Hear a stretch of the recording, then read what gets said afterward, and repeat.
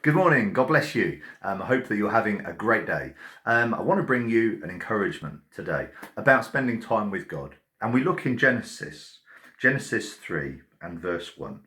Now Moses was pasturing the flock of Jethro, his father-in-law, the priest of Midian, and he led the flock to the west side of the wilderness and came to Horeb, the mountain of God. The angel of the Lord appeared to him in a blazing fire from the midst of the bush, and he looked, and behold, the bush was burning with fire, but the bush was not consumed. So Moses said, I must turn aside now and see this marvellous sight, why the bush is not burned up. When the Lord saw that he had turned aside to look, God called to him from the midst of the bush and said, Moses, Moses. And he said, Here I am. It says clearly, when the Lord saw he turned aside to look, God called to him from the midst of the bush. I want to hear God call my name, don't you? A bit like Moses. Not that I want to be called Moses, but Darren.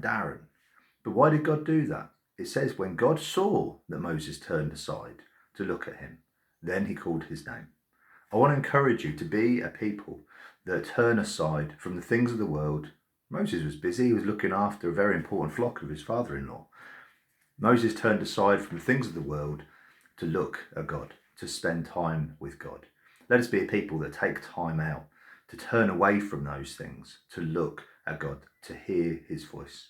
In the book of James 4 and verse 8, James says, draw near to God and he will draw near to you. Let us people be a people that draw near to God. Sometimes we cry out, Lord, where are you?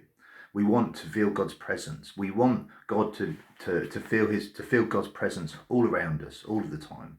But it happens because we take time to turn aside. We take time to turn away from the things that we are doing and to spend time with him. Draw near to God and he will draw near to you, James says. God bless you. I hope you have a wonderful day and I'll see you tomorrow.